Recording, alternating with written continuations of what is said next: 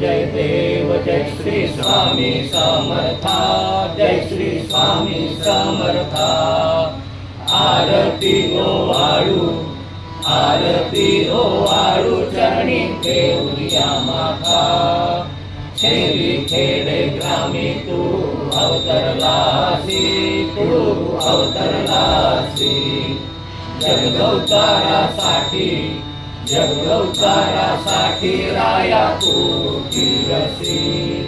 भक्त वत्सल करा तू एक होशी, तू एक होशी। म्हणून शरण आलो, म्हणून शरण आलो तुमच्या चरणाशी।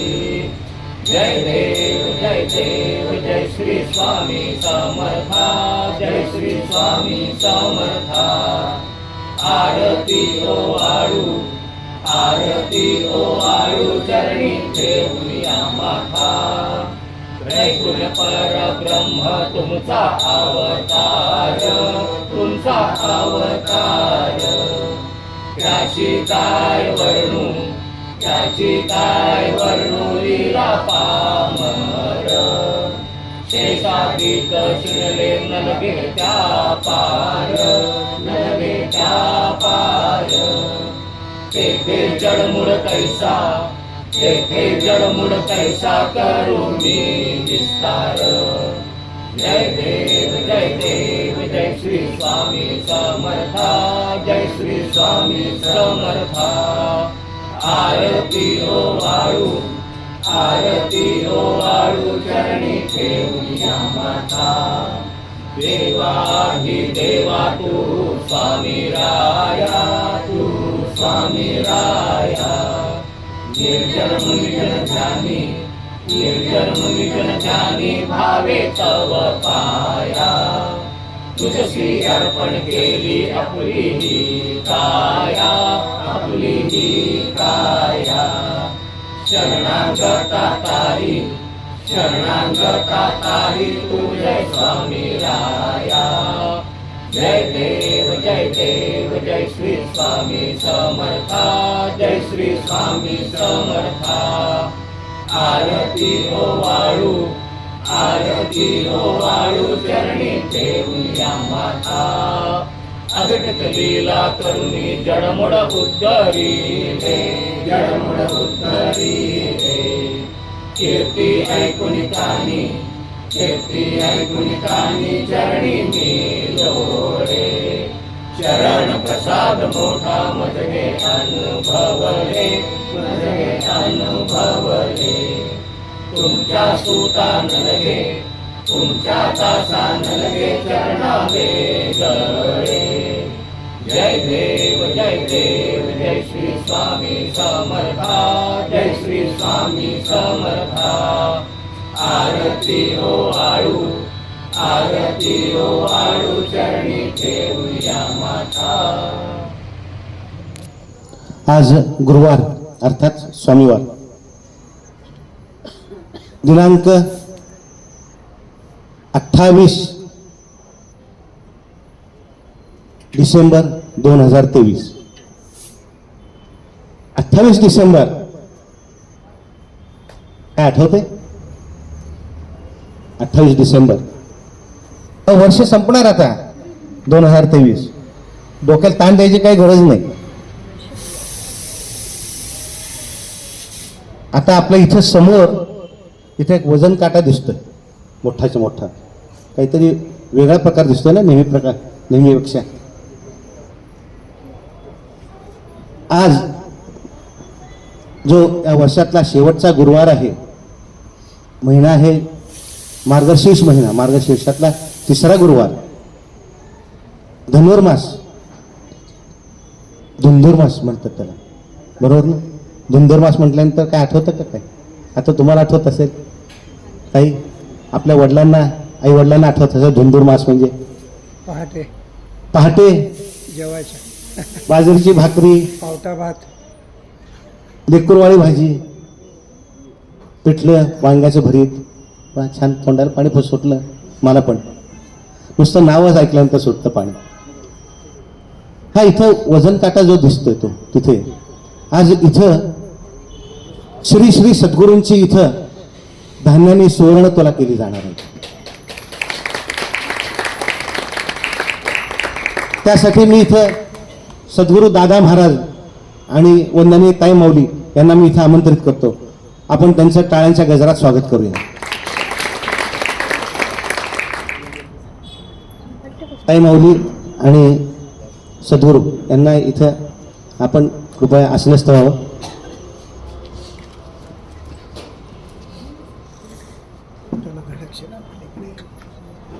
सद्गुरू दादा महाराज आणि ताई माऊली यांचं इथं औक्षण होत आहे. सुवासिनीच्या हस्ते औक्षण करायला लागलेत.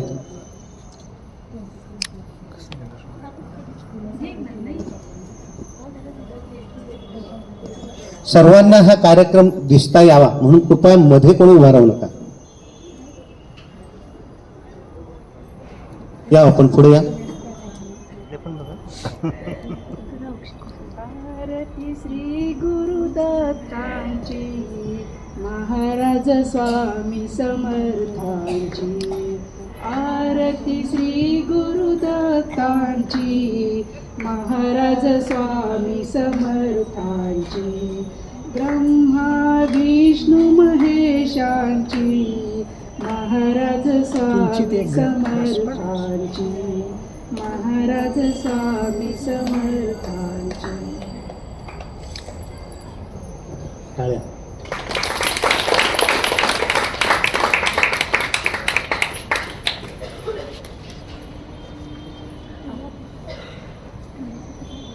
तुम्हाला तिथनं दिसत नाही पण अतिशय विलोभनीय दृश्य ते आपल्याला युट्यूबवर नक्की दिसेल.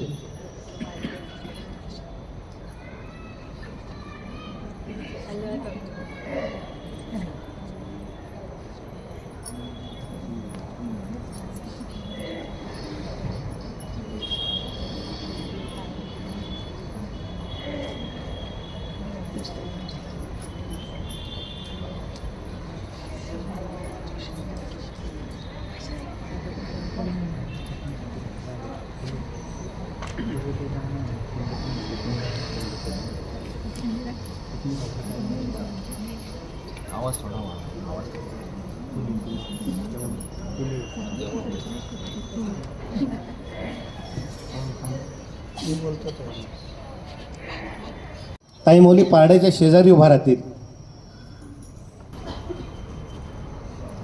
टाळ्यांच्या गजरामध्ये सद्गुरूंच्या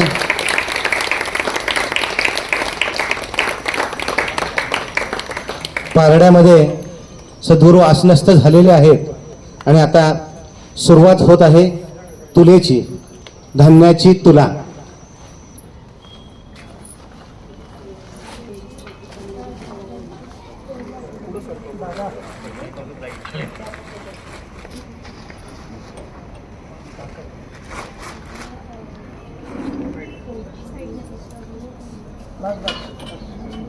इकडं नको, त्याचा चेहरा नाही दिसत. ते मंदिरातील वरिष्ठ जे आहेत, मी नांगरे साहेबांना इथे आमंत्रित करतो, त्यांनी तुलेमध्ये सहभाग घ्यावा. जोशी काकांना मी इथे आमंत्रित करतो, त्यांनी तुलेमध्ये सहभाग घ्यावा.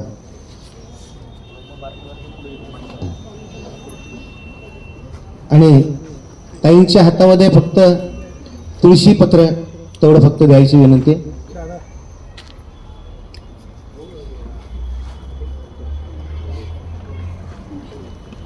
प्रशांत पुरोहित आपण यावं पुढं. भारतीताई आपण यावं पुढं. स्नेहलताई, PR कुलकर्णी, प्रदीपजी देशपांडे, अजिबात मागं थांबू नका. आणि हो मुख्य राहिले नगरकर काका यावं आपण. आजच्या महाप्रसादाचे जे मानकरी जे आहेत डॉक्टर रेणुका वैद्य आणि त्यांच्या आईवडील, त्यांनाही मी इथे आमंत्रित करतो, त्यांनीही सहभाग घ्यावा.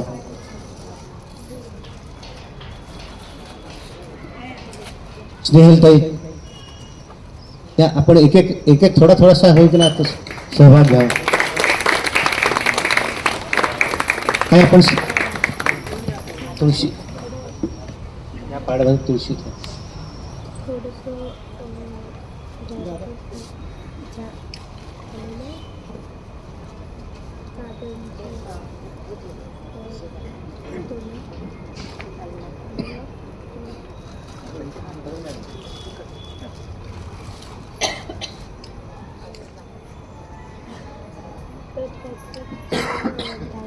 स्वामी समर्थ. तुला संपन्न झालेले आपले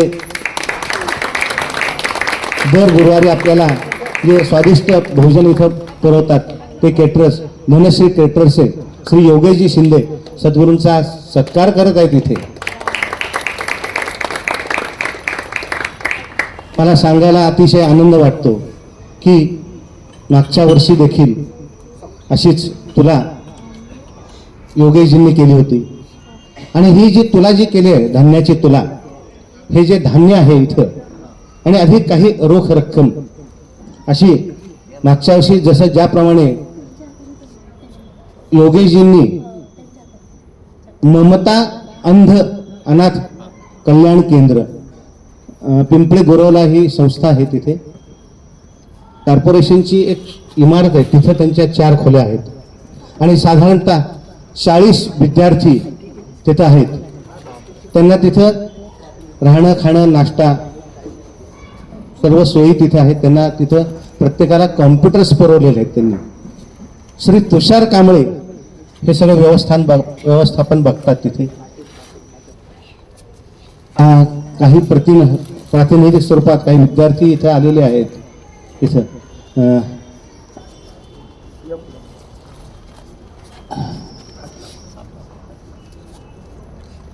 श्री स्वामी समर्थ महाराज की जय.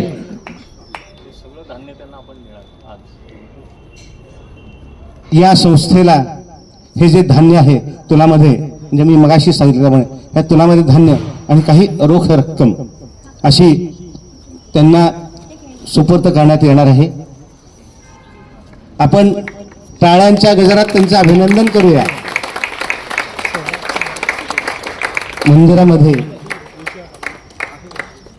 मंदिरामध्ये असे कायम वर्षभर असे उपक्रम चाललेले असतात, असे वेगवेगळे उपक्रम चाललेले असतात.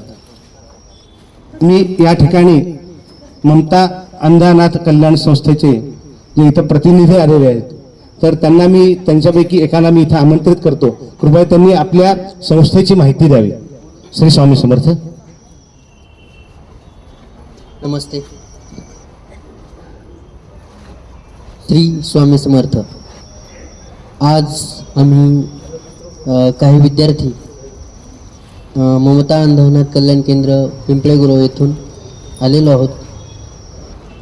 आमची संस्था ही 2013 पासून पिंपरी चिंचवड शहरामध्ये कार्यरत आहे. 2015 साली कार्यसम्राट आमदार लक्ष्मण भाऊ जगताप यांनी आम्हास free of cost Pimpri Chinchwad महानगरपालिकेची इमारत उपलब्ध करून दिली आणि आम्ही त्या छताखाली राहून आमचं जे काही महाविद्यालयीन शिक्षण, स्पर्धा परीक्षा, IT सेक्टरमध्ये जे प्रायव्हेट जॉब आहेत त्यातील विद्यार्थी राहत आहोत.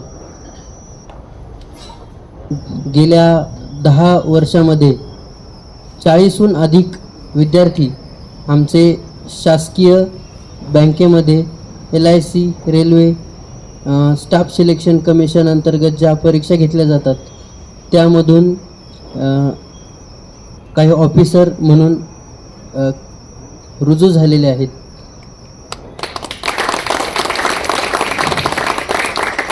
तसेच आम्हाला दरवर्षीप्रमाणे योगेश शिंदे सरांनी याही वर्षी इथे आमंत्रित करून आमचा जो काय सन्मान केला त्याबद्दल आम्ही ममता अंधनाथ कल्याण केंद्रातर्फे आपले व येथील सर्व कार्यकर्त्यांचे आभार व्यक्त करतो. धन्यवाद. श्री स्वामी समर्थ महाराज की जय. सद्गुरूंना मी विनंती करतो, ममता अंधानाथ कल्याण केंद्राचे जे इथं प्रतिनिधी आले त्यांचा मंदिरातर्फे यथोचित सत्कार करण्यात आला. श्री स्वामी समर्थ.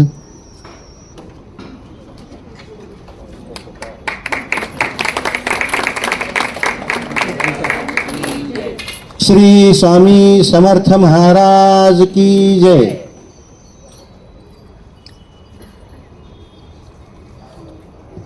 श्री स्वामी समर्थ.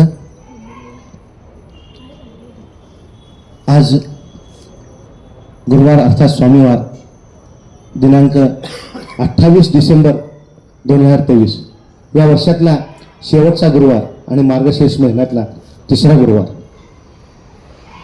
आज गुरुपुष्य योग आहे, म्हणजे वर्षातला हा शेवटचा गुरुपुष्य. आपलं व्यासपीठ जे आहे श्री श्री सद्गुरू दादा महाराज वंदनीय ताई मौली, मंदिराचे संस्थापक सदस्य श्री PR कुलकर्णी आणि प्रदीपजी देशपांडे यांनी हे व्यासपीठ संपन्न झालेलं आहे. त्यांचं आपण टाळ्यांच्या गजरात स्वागत करूया, अभिनंदन करूया. भरपूर टाळ्या वाजवले. आज 28 डिसेंबर म्हटल्यानंतर अजून एक काहीतरी आठवतंय. अजून काय आठवतंय आपल्याला? बघा, आता माझ्यासमोर डॉक्टर रेणुका बसले आहेत, म्हणजे ते एक व्यावसायिक आहेत. आपल्या भारतातले मोठे व्यावसायिक कोण माहिती आहे का? साधारणतः नाव सांगता येईल? टाटा, बरोबर, की रतनजी टाटा. त्यांचा आज वाढदिवस आहे. रतनजी टाटा म्हटल्यानंतर कुठलीही गोष्ट आठवते हो तुम्हाला? म्हणजे ते बालपण, म्हणजे वयाचे साधारणतः 8-9 वर्षाचे असताना त्यांचे माता पिता विभक्त झाले आणि त्यांना सांभाळायची जबाबदारी हे त्यांच्या आजीवर पडली. त्यांनी इथे शिक्षण घेऊन परदेशात पुढचं शिक्षण घ्यायला सुरुवात केली. तिकडे माणसाने कष्ट कसे केले, कुठल्या परिस्थितीत ते पुढे आले, हे सगळ्यात महत्वाचं आहे. शिक्षण घेत असताना त्यांनी हॉटेलमध्ये भांडी घासायची कामं सुद्धा केलीत, कारकुनीची कामं केलीत. बाकी वेटर वगैरे ते पण करतातच बरेच जण, पण ही जी कामं जी केली ती रतनजी टाटा यांनी केली. आणि तिथं हे करत असताना मग त्यांनी ज्ञान संपादन केले आणि मग भारतात आले. मग त्यावेळेस जे होते JRD टाटा त्यांना आपण म्हणतो, तर त्यांना एक कंपनी दिली. ही कंपनी चालवा, बुडीत असलेली कंपनी कुठली तरी एक दिली. बुडीतच असलेली कंपनी, अनुभव कसा मिळाला पाहिजे तो अनुभव त्यांना मिळाला. तिथे अपयश मिळालं, दुसऱ्यांदा सुद्धा अपयश मिळालं. नंतर मग जे एकदा सुरुवात केली ते सुरुवात. आता आपण टाटा म्हणताना एकदम गाड्यांचं आपल्याला लक्षात येतं. गाड्या आपल्या सगळ्यात साधारणतः स्वस्त असलेली गाडी कुठली? तर नॅनो ही गाडी सगळ्यात स्वस्त. आणि महागडी गाडी आता जी आपण बघतो सगळ्यात महागड्या गाड्या, तर त्यातली महागडी गाडी कुठली आहे? ऑडी आहे, BMW आहे, जॅग्वार हे नाव ऐकलंय का? ज्याची बेसिक किंमतच 1.5 कोटी. तर जॅग्वार कंपनीचे मालक कोण आहेत? तर ते सुद्धा रतन टाटा आहेत. सगळ्यात कमी किमतीची गाडी नॅनो, त्यांनी ती सुरुवात केली आणि जॅग्वारचे सुद्धा मालक रतन टाटा आहेत. सांगायचं मला एकच ह्याच्यामध्ये आहे की कष्ट, चिकाटी, सचोटी, प्रामाणिकपणा तर असावाच लागतो प्रत्येक. दुसरा म्हणजे दृढ विश्वास आणि क्वालिटी मेंटेनन्स, म्हणजे ज्याला म्हणतो आपण गुणवत्ता. हे सगळेच गुण त्यांच्या अंगामध्ये होते आणि त्या जोरावर ते आज त्यांच्याकडे लक्ष्मी आणि सरस्वती दोन्ही नांदत आहेत. असे रतन टाटा. त्यांची आज आठवण काढायचं कारण असं फक्त थोडं की आपल्या आजच्या आरतीचे भाग्यवान, म्हणजे आरतीचे आणि महाप्रसादाचे भाग्यवान सेवेकरी जे आहेत, तर ते सुद्धा एक व्यावसायिक आहेत. व्यावसायिक म्हणजे खरं व्यावसायिक म्हणजे आपल्या डोळ्यासमोर वेगळं काहीतरी येतं. पण निष्ठेने काम जे करतात, जे आपलं काम श्रद्धा म्हणून करतात, जे आपलं काम सचोटी म्हणून करतात, जे आपले काम अतिशय प्रामाणिकपणे करतात आणि ज्यांचं पुण्यामध्ये एक अतिशय आदराने नाव घेतलं जातं. आम्ही इथं राहायला आलो तर आम्हाला पहिल्यांदा आम्ही सांगायचो आम्ही बालाजी आपण म्हणत होतो. हो का? ते यशवंत मल्टी स्पेशालिटी क्लिनिक जे आहे ना टाकांचं, तिथे राहतं का तुम्ही? ते असं आम्हाला विचारायचं. असं कोणी नाही म्हणत हल्ला कुठे राहतात तर तिथं तुम्ही राहता का? तर ही जी ओळख जी आहे, तर ही जी ओळख आहे ही ओळख ही आपल्या कामाची ओळख आहे. कारण आपण करता वर्क इज वर्शिप, हे ज्यांचं ब्रीदवाक्य आहे. असे आरतीचे आणि महाप्रसादाचे भाग्यवान अतिभाग्यवान सेवेकरी जे आहेत डॉक्टर रेणुकाताई वैद्य, त्यांचे आई वडील इथे जे आलेले आहेत श्री जोशी आणि सौ जोशी, त्यांना मी इथं आमंत्रित करतो. कृपया सद्गुरूंनी त्यांचा यथोचित सत्कार करावा.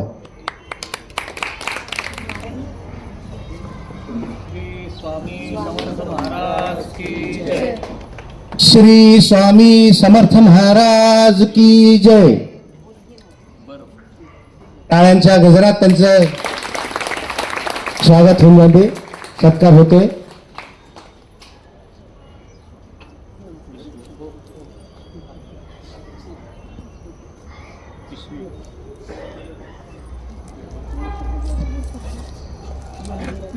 मी डॉक्टर रेणुका त्यांना विचारलं सर का हो, काय प्रसाद, काय विशेष? तर त्यांनी काय सांगितलं की त्यांचे सासरे म्हणजे डॉक्टर चंद्रकांत वैद्य खानदेशात राहतात, ते चोपडा येथील. त्यांची स्वामींच्यावर अतिशय श्रद्धा आहे, भक्ती आहे आणि इथं आपलं स्वामींचं मंदिर आहे. डॉक्टर रेणुकाताई म्हटल्या होत्या त्यांची तब्येत जरा थोडीशी खालवली होती. मग रेणुकाताईंनी जसे स्वामी भक्त येतात स्वामींच्याकडे त्यांनी प्रार्थना केली की आमच्या सासऱ्यांना बरं वाटू दे. आणि स्वामी तर काय इथे द्यायलाच बसलेले आहेत. आज त्यांचं रूप बघा कसं दिसतंय, छान सुंदर. श्री नरसिंह सरस्वती रूपात आहेत ते. तर स्वामींनी आशीर्वाद दिला. सद्गुरूंचे कृपाशीर्वाद तर कायम सगळ्यांच्या पाठीशी असतात. आणि त्यांच्या सासऱ्यांना बरं वाटलं नाही, चांगलं छान बरं वाटलं. आता चांगले आहेत ना? हो, आजोबांना चांगले छान बरं वाटायला लागले. नात बघा किती खुश आहे. तर मग त्यांनी म्हटलं की मग माझ्याकडनं महाप्रसाद व्हावा. आपल्या इथं आता आपल्याला माहित आहे की गुरुवार मिळणं तसं फार अवघड आहे. तसं पाहिलं तर आज आमच्या मंदिराचे जे संस्थापक सदस्य जे आहेत वराळे साहेब, सत्यवान वराळे साहेब, तर त्यांचा आज वास्तविक कसा प्रसाद होता. पण प्रसिद्धी मिळणारे ते आमच्या संस्थापक सदस्य कसले हो. ते म्हणतात नाही ठीक आहे, पुढचा गुरुवार, त्याच्या पुढचा गुरुवार, जो मला अवेलेबल असेल तो माझा गुरुवार. अशा प्रकारे आज आपल्याला संधी मिळाली आणि रेणुका त्यांचा इथे आज प्रसाद झाला. रेणुकाताई आज गुरुवार आहे, मार्गशीर्षातला गुरुवार आहे. रेणुका हे नाव महालक्ष्मीचं सुद्धा आहे. आणि जरी विष्णूचा वार जरी असला तरी आज सेवा जी केली जाते, जी भक्ती जी केली जाते ती महालक्ष्मीची केली जाते. आमच्या घरामध्ये सुद्धा इथे महालक्ष्मीचं पूजन झालं. माझी बहीण इथे आलेली आहे, जय श्री बनूताई जमखंडी जोशी, जमखंडी घरामध्ये पूजा झाली. आणि पूजा माझे सहचारी शुभांगी आणि बनूताई ह्या दोघांनी केली. आणि आरती करताना बनूताई म्हटलंय शुभांगी तूच आरती कर, मी फक्त इथं तुझ्या वाटल्यास हाताला हात लावते. हो नाही काही शेवटी केली आरती, शुभांगीने केली. आणि इथं आल्या बनूताई, इथं आल्या. आणि काय आपल्याला कुठं काही ध्यानीमनी काही नसतं. भाग्य अचानक कसं फळफळतं. रेणुकाताईंचा फोन आला की यायला थोडासा उशीर होतोय. आणि आपल्या सगळ्यांना माहिती आहे, आमचं जे मंडळ जे शिस्तप्रिय आहे, आमच्या मंडळाची जी ओळख आहे, या मंदिराची जी ओळख आहे, अतिशय शिस्तप्रिय आहे आणि वेळेच्या बाबतीत अतिशय पंक्च्युअल आहे. आणि मग त्यावेळेस सद्गुरूंनी माझ्याकडं एक म्हणजे आदेश वजा असं त्यांनी सांगितलं, इथं बनूताईंना आणि वैशालीताईंना आरतीसाठी बोलावं. घबाड मिळालं, घबाड योग जो असतो तो घबाड योग. ते असं असतं की ध्यानी म्हणजे काही नाही आणि एकदम परमेश्वराची प्राप्ती होती. त्याच्या मागलं बरंचसं पुण्य वगैरे सुद्धा असतं. त्या गोष्टी मी सांगत बसलो की आपण सगळे उठून जाल, तर मला काही तसं नको आहे. तर मी बनूताई आणि वैशाली त्यांना मी इथे आमंत्रित करतो आणि सद्गुरूंना मी विनंती करतो की त्यांचा कृपया आपण यथोचित सत्कार करावा. श्री स्वामी समर्थ महाराज की जय.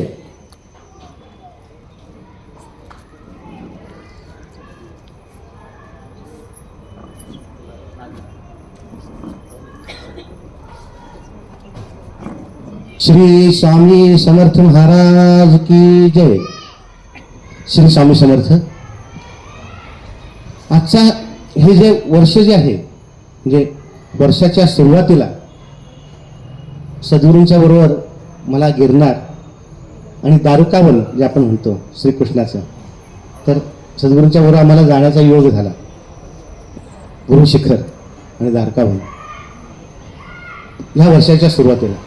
आणि दारुकावन येथे सुद्धा सद्गुरूंची धान्याची तुला केली गेली वर्षाच्या सुरुवातीला. आणि आज आपण पाहतो वर्षाखेर, वर्षाचा शेवटचा गुरुवार, तर आज सुद्धा त्यांची तुला झाली. तिथं सुद्धा धान्याची तुला केली गेली आणि तिथं सुद्धा धान्य स्वामी भक्तांना तिथं ते धान्य तिथं पुरवण्यात आलं, म्हणजे पोचवलं तिथं धान्य. तिथं धान्य आणि काही रोख रक्कम सुद्धा सद्गुरूंनी दिली तिथे. ज्याच्या अंगी देवपण ते आपण पुरवतो यातना कठीण, पण त्यांना ते यातना किती कठीण आहेत ते मला माहीत नाही. पण त्यांच्या बरोबर जर आम्ही आपण गेलो तर आपल्याला आपल्या सगळ्या यातना सगळ्यात जातात. आणि आपला कुठलाही प्रवास, कोणताही प्रवास, म्हणजे त्यांच्याबरोबर जायचं किंवा दुसरीकडे आपल्याला कुठं जायचं आहे, सद्गुरू तर कायम आपल्या पाठीशी असतात. तो प्रवास अतिशय सुखकर, प्रसन्न आणि अतिप्रसन्न सुद्धा होतो. कारण सद्गुरूंचा चेहरा जर बघितला तर त्या प्रसन्नता म्हणजे काय असती ती त्यांच्या चेहऱ्यावर दिसते. त्या मौलीच्याकडे पण बघा आपण. परवाचं जे दत्त जन्म इथे जे झाला, तर त्यावेळेस त्यांचं ते दोघांचं मुखमंडल जे आपण त्यासाठी खास जे यूट्यूबवर जो आहे तर दत्त जन्माचं ते जे आहे तर ते आपण पाहायला काय हरकत नाही. त्यावेळेस सद्गुरू प्रबोधन करताना ते आपण बघावं सद्गुरूंचा चेहरा कसा होता. प्रबोधन म्हटल्यानंतर मी मधनं बाजूला व्हायला पाहिजे.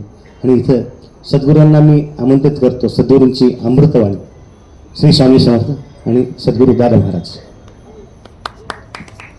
श्री स्वामी समर्थ.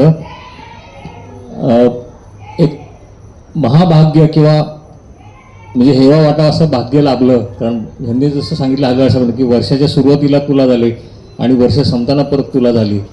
आणि महाराजांची कृपा जेव्हा बरसते तर ते किती बरसते त्याचा प्रत्यय आत्ता येतोय. कारण एवढ्या सगळ्या आपल्या लोकांचं प्रेम, इतक्या स्वामी भक्तांच्या शुभेच्छा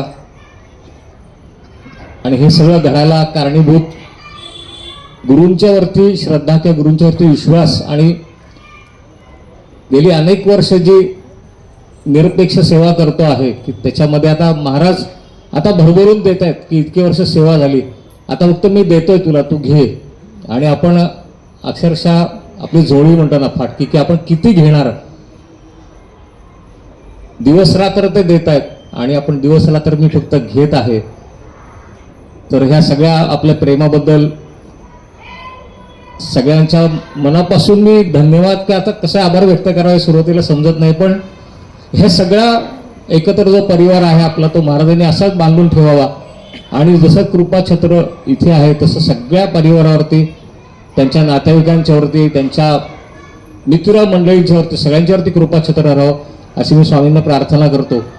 आणि जो काही उल्लेख आत्ता हल्ला साहेबांनी केला की गुरु शिखर किंवा गिरनारला जे गेलो की स्वामींच्यावरती विश्वास ठेवून आणि कुठलाही प्रवास अतिशय सुखाने झाला, तर कोणालाही कधी कुठलाही त्रास झाला नाही. स्वामींच्यावरती विश्वास ठेवल्यानंतर म्हणजे गुरु शिखर तर आहेच, पण स्वामी भक्तांना एक उदाहरण सांगतो. त्यामध्ये महाराज असताना आपल्या घराजवळ इथे बिडकर महाराजांचा मठ हे सगळ्यांना आता माहिती असेल शनिवार पेठेमध्ये. तर बिडकर महाराजांची परीक्षा महाराजांनी घेतली कशी. बिडकर महाराज अतिशय सदन घरामधनं आलेले होते आणि फक्त सद्गुरूंची प्राप्ती व्हायची म्हणून एक त्या ध्यासाने संपूर्ण भारतभर भ्रमण केल्यानंतर शेवटी अक्कलकोटला परब्रह्म आहे त्यांना समजलं आणि ते तिथे गेले आणि स्वामींच्या चरणी सेवा रुजू व्हावी म्हणून त्यांनी विनंती केली. महाराजांनी त्याची परीक्षा बघू म्हणले. त्यांना सांगितलं की तू नर्मदा परिक्रमा कर. आणि नर्मदा परिक्रमा करताना जवळ त्या काळात आत्ता सुद्धा जर का पद्धतशीर जर का ती परिक्रमा केली तर साधारण 2.5 ते 3 वर्ष लागतात पायी प्रदक्षिणा करायची ती. आणि मग इथं हा प्रश्न येतो की गुरूंच्या वरती विश्वास, की आपलं घरचं एवढं सगळं साधन संपत्ती जे काय असेल, परिवार, बायका, मुलं सगळं तिथेच ठेवायचं आहे. त्या वस्त्रांनिशी बाहेर पडले फक्त गुरु तुम्ही सांगितलंय म्हणून परिक्रमेला निघाले. ते एकच विश्वास, महाराज बरोबर आहेत. परिक्रमा सुरुवात जिथं होती म्हणतो ओंकारेश्वरापाशी, तिथे त्यांना त्या लोकांनी त्यांना सांगितलं की कसं कसं करायचं, काय काय नियम आहेत त्याचे. बघा राहत्या वस्त्रांशी बाहेर पडायचं. एवढा सदन गृहस्थ कायम खिशात पैसे बाळगणारा, आता काही 1 रुपया सुद्धा नाही. जो अंगावरती जो त्यांचा जो वस्त्र जी होती ती एक वस्त्र, त्याच्याबरोबर आणखीन एक वस्त्र आणि पायात चपला, झोळी. दिवसभराचं काय होईल माहिती नाही, भिक्षा मिळणार नाही मिळणार काहीही नाही. स्वामींच्यावरती विश्वास ठेवून बाहेर पडले. इतका विश्वास 100% टाकला तर कसं महाराज आपल्याला सुद्धा कसे ते उचलून घेतात की ते जेव्हा निघाले तिथल्या लोकांनी सांगितलं की अमुक अमुक परिक्रमा अमुक अमुक ठिकाण तुम्ही ह्या दिवशी तुम्ही इथं पोचाल, या दिवशी इथं पोचाल. प्रत्येक ठिकाणी कुठे भिक्षा तुम्हाला मिळेल, काय मिळेल. त्याच्यामध्ये त्यांनी असं सांगितलं की अशी 2 ठिकाणं आहेत की त्या 2 ठिकाणी तुम्ही जाऊ नका. तुम्हाला त्या आश्रमामध्ये त्या गावांची त्यांनी नावं सांगितली. त्या गावामध्ये तुम्ही गेलात तुम्ही बाकीच्या आश्रमातनं कुठेतरी मुक्काम करा. अमुक अमुक एक ते गोसावी महाराज आहेत त्यांच्या आश्रमात मात्र तुम्ही जाऊ नका, अजिबात तिकडे फिरकू नका. आता बिडकर महाराजांचं आपण म्हणतो ना की त्यावेळेला साधारण 50 वय होतं. तसं म्हणलं तर व्यापारी वृत्ती, थोडंसं सळसळतं रक्त की असं नका म्हणलं, जाऊ नका म्हणलं की का नको. माझ्या पाठीशी माझ्या महाराज आहेत, तिथे गेल्यानंतर काय होतंय बघू म्हणून प्रवास करत करत त्याच्या गावात पोहोचले. जिथे सांगितलं जाऊ नका तिथंच पहिले ते गेले. बाहेरनं आवाज दिला नर्मदे हर हर म्हणून, हे कोणतरी भिक्षा वाढायला त्यांनी बाहेर यावं असं. एकदा आवाज दिला, 2दा दिला, 3ऱ्याला खूप मोठ्यांदा ओरडले. ते मोठ्यांदा ओरडल्याबरोबर आत्मा तो गोसावी जो होता तो हातात काठी घेऊन तो बाहेर आला. कोण भिकारी तडफडलाय म्हणले इथं यावाला, त्याने शिवाय द्यायला सुरुवात केली त्यांनी. तर बिडकर महाराजांनी स्वामींचा धावा केला. म्हणले तुम्ही मारा मला हरकत नाही, पण मला इथे तुमची सेवा करायची संधी द्या, मला काही दिवस इथे राहायचंय. तर गोसावी थोडंसं शांत आला की आपण एवढं ओरडलं, शिव्या घेतल्या, त्याला काठी घेऊन त्याच्या अंगावर धावलं तरी हा काय इथून बाजूला झाला नाही. ठीक आहे राहा म्हणले, तुला जेवायला कधी मिळेल मी काय तुला सांगू शकत नाही. जेवायचं तुझं जेवण माझ्या मनावरती, तुला द्यायचं असेल मी ज्याला देईन त्याला तू इथे तुला अन्न मिळेल. ते 2 दिवस त्यांना तसंच ठेवलं त्यांनी. बिडकर महाराज काय नाही, शांत होते. जे काय पडेल तिथलं काम करायचं, आश्रम झाडायचा. 3ऱ्या दिवशी त्यांनी सांगितलं, दुपारची वेळ होती, साधारण 11-11:30ची वेळ असेल. तर गोसावीने सांगितलं आता जा नदीवर जाऊन नर्मदेवर जाऊन पाणी भरून घे, काही घागर तरी घेऊन ये म्हणले पाण्यात प्यायला. आपल्याला पोटामध्ये अन्नाचं कण नाही. जायचं तर ती वाळू होती, नदीच्या कडेली वाळू होती तापलेली, पायामध्ये चप्पल नाही.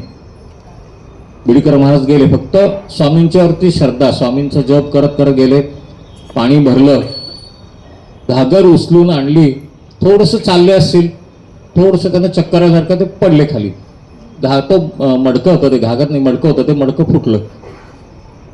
मडकं फुटल्यानंतर पहिलं त्यांना वाटलं की आता तो गोसावी काय आपल्याला सोडणार नाही. त्याला कळलं मडकं फुटलं आणि पाणी जर का वेळेत गेलं नाही तर आता मठात जाण्यापेक्षा आपण इथं स्वामींना प्रार्थना करू, बघू महाराज काय करतायत. तसेच बसून राहिले, एका झाडाखाली गेले तिथे बसले आणि स्वामींची प्रार्थना केली की महाराज असं असं झाले. मनातनं सगळे त्यांना अगदी आळवायला सुरुवात केली. इकडं हा गोसावी पूजेला बसला होता. शंकराची मूर्ती होती त्याच्या त्या देवघरात. शंकराची मूर्ती त्यांनी बाहेर काढली, अभिषेक घालायला सुरुवात केली.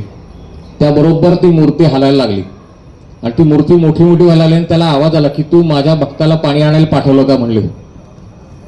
त्याबरोबर तो गोसावी चपापला. तशीच त्यांनी ती पूजा आटोपली. धावत धावत धावत आला, बघतो तर झाडाखाली बिडकर महाराज बसले. तो त्या महाराजांच्या बिडकर महाराजांच्याच पाया पडला.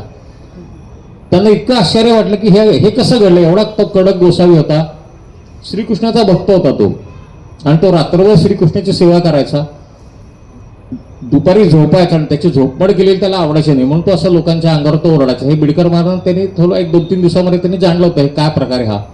मग हा एवढा मोठा उच्च कोटीचा जर का साधक आहे आणि हा आपल्या पाय कसं काय पडला, ही शेवटी म्हणजे स्वामींची लीला असली पाहिजे काहीतरी. त्यांनी विचारलं काय झालं, तो म्हणतो नाही श्रीकृष्णाने मला दृष्टांत दिलं आणि सांगितलं की माझ्या भक्ताला तू पाणी आणायला पाठवलं, आता तुम्हीच माझ्यावर कृपा करा. तर बिडकर महाराज त्याला ध्यानातल्या काही गोष्टी सांगतात, निघतात पुढं गेल्यानंतर परत दुसरं त्यानं सांगितलेलं सामुकमुक गाव, तिचं त्या गोसाव्याचं नाव असतं फत्तरगिरी, आश्रम त्याचा असतो. त्या फत्तरगिरी महाराजांच्या आश्रमात जाऊ नका. परत बिडकर महाराजांचं आहे की नाही का नका जाऊ, महाराज आहेत ना पाठीशी, काहीतरी तिथं गेल्यानंतर घडणार. तो गोसावी हे पहिल्यापेक्षा आणखीन कडक, आणखीन विक्षिप्त. तो काय करायचा, त्या जे परिक्रमावासी जे असतील त्यांची परिक्रमा पूर्ण होऊन द्यायचाच नाही. काही ना काहीतरी त्यांची परीक्षा घ्यायचा. नापास झाला की त्याच्या शिष्यानं सांगायचं ह्याला उचलायचं, होडीमध्ये बसवायचं, ह्याला परत पाठवून द्यायचं, पुढे ह्याला जाऊन द्यायचं नाही. त्या आश्रमात जातात बिडकर महाराज, बघतात तर तो गोसावी त्या झोपड्यावर बसलेला असतो आणि चिली मोडत असतो. पण त्याची चिलीम जी असते ती खूप मोठी, साधारण जे चिली मोडतात ना त्यांना असं ओढताना सुद्धा खूप मोठा तो कस घ्यायला लागतो. असं म्हणतात की ते छातीमध्ये त्यांच्या हवा इतकी हे लागते भरायला. त्याच्या हातातली चिलीम नेहमीपेक्षा मोठी, जवळजवळ दुप्पट तिप्पट मोठी असेल. बिडकर महाराज जेव्हा तिथे जातात, नर्मदे हर हर म्हणतात, काही भिक्षा मिळेल का. तर गोसाव्याला आनंद होतो, बरं एक सापडला म्हणतो, आलाय नवीन, आपल्याला ह्याला परत पाठवता येईल. कारण बिडकर महाराज थोडेसे शरीराने कृश असे होते. ये म्हणले, ये हे घे चिली मोडून दाखव, तुला इथं मी भिक्षा देतो. ओळखतात बिडकर महाराज हा काय आपल्याला करणार आहे. स्वामींचं नाव घेतात, इतका जोरात कश ओढतात की त्या चिलमीमध्ये सुद्धा विस्तव शेवटी प्रज्वलित होतो. नुसता निखरा नाही तर पूर्ण विस्तव प्रज्वलित होतो. आणि त्या बघितल्यानंतर मात्र तो जो गोसावी असतो तोही चमकतो तो एकदम. अरे हे काहीतरी वेगळंच आहे म्हणतात हे. तो त्यांना तिथे ठेवून घेतो आश्रमामध्ये. तोपर्यंत असं बातमी येते की महाराजांचं निधन झालेलं आहे अक्कलकोटला. बिडकर महाराज म्हणतात की आता आपण इथनं परत फिरावं, आपली परिक्रमा बहुतेक नाही पूर्ण करायची. पण तेवढा त्याला आवाज येतो की हम गया नाही जिंदा आहे. मग म्हणतात नाही आपल्याला परिक्रमा पूर्ण करायची. त्या बुवांना म्हणतात बुवा मी काय करू. ते म्हणतात तुमची जोपर्यंत इच्छा आहे तोवर तुम्ही इथे राहा. आणि अतिशय मान सन्मानाने त्यांना तो तिथे वागवतो. पुढच्या परिक्रमेमध्ये थोडीशी कमी जास्त प्रमाणात संकट येत राहतात, पण प्रत्येक क्षणी महाराजांची आठवण केल्यानंतर त्या संकटातून बिडकर महाराज पार पडतात. इकडे घरी तर काही कळवलेलं नसतं त्यांनी. त्यांची पत्नी खूप चिंताक्रांत होती, कुठे गेले असतील. अक्कलकोट पर्यंत ती जाते. शेवटी समजतं अक्कलकोटला गेले होते. अक्कलकोटमध्ये गेल्यानंतर कळतं नर्मदा प्रदक्षिणाला गेले होते. ती पत्नी त्या नर्मदा प्रदक्षिणा कुठपर्यंत आली असेल काय. पूर्वी काय फोन नव्हते, काहीच मार्ग नाही, कसं कळणार. तर महाराजांच्याच जवळचे एक शिष्य त्यांना सांगतात की तुम्ही काळजी करू नका, योग्य वेळेला तुम्हाला तुमचे पती भेटतील आणि त्यांचा निरोप तुम्हाला येईल, त्याला तुम्ही त्यांना तिथे घ्यायला जा. आणि खरोखरच ही स्वामींची लीला, स्वामींचा चमत्कार की बिडकर महाराजांची ही परिक्रमा पूर्ण होती. ते परत त्या ओंकारेश्वरापाशी येतात आणि त्या क्षणी त्या दिवशी रात्री त्याच्या पत्नीला स्वप्नात दृष्टांत मिळतो की मी इथं आलेला आहे ओंकारेश्वरापर्यंत, तू मला घ्यायला आलीस तरी चालेल. आणि मग बिडकर महाराज तिथेच सांगतात. त्यांची पत्नी वगैरे सगळ्या तो लवाजमा त्या ओंकारेश्वरात जातात. मग तिथे त्या दोघांचं गाठ पडते आणि मग बिडकर महाराजांना घेऊन सगळेजण अक्कलकोटमध्ये येतात. पण अक्कलकोटमध्ये आल्यानंतर शेवटी एक संन्यासी वृत्ती पत्करलेली आहे, आता मी काय पुढे गृहस्थ आश्रम करणार नाही असं सांगून बिडकर महाराज त्यांना पण परत पाठवतात. पण गुरूंच्या वरती श्रद्धा ठेवल्यानंतर आज आपण बघितलं की बिडकर महाराजांचा कसं नाव घेतलं, कसं आदराने नाव घेतलं, की कसा त्यांचा मठ स्थापन केलाय. स्वतःही ते शेवटी महाराजच झाले, एक सेवेकरी ते महाराज. तसा हा प्रवास फक्त स्वामींच्या वरती विश्वास टाकल्यामुळेच झाला. आणि मी सुद्धा असं म्हणतो की गेली अनेक वर्ष जे फक्त सांगत होतं, अण्णा जसं सांगतील तसं ऐकायचं, अण्णांनी जी साधना केली ती करायची, का म्हणून कधी विचारायचं नाही, करणार नाही कधी म्हणायचं नाही. त्यांनी हो म्हणलं हे अमुक एक करा, अमुक एक करू नका, तर नाही. असं करत करत करत आणि एक सामान्य सेवेकरी म्हणून आणि अजूनही कुठेही स्वामींच्या पुढे कधीच मोठेपणा न दाखवता शेवटपर्यंत पाय जमिनीवर राहावेत आपले, एवढी मी स्वामींना प्रार्थना करतो. आणि आजच्या गुरुवारी मी इथे थांबतो. सगळ्या अन्नदात्यांचे एकदा परत आभार. पालखी सेवा आपली सुरू होईल. जर का आपल्यापैकी कोणाला पालखीबरोबर जायचं असेल तर आपण तसे जाऊ शकता. राहिलेले भक्त महाप्रसादाकरता इथे पाठीमागे रांगेमध्ये उभे राहतील. फक्त जेवढा हा कार्यक्रम शांततेत आपल्याला करता येईल त्या शांततेमध्ये आणि स्वामींच्या नामस्मरणात पुढचा सगळा कार्यक्रम आपल्याला करायचा आहे. स्वामींचा आपण एकदा जय जयकार करू आणि मग पालखी सेवेला सुरुवात करू. जय जय श्री स्वामी समर्थ. जय जय श्री स्वामी समर्थ. जय जय श्री स्वामी समर्थ. श्री स्वामी समर्थ अण्णा महाराज की जय.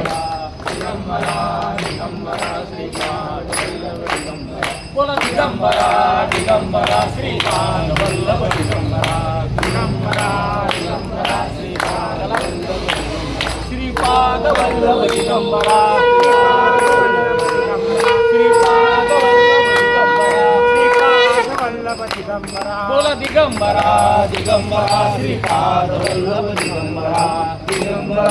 दिगंबरा श्रीपाद वल्लभ दिगंबरा बोला दिगंबरा दिगंबरा श्रीपाद वल्लभ दिगंबरा दिगंबरा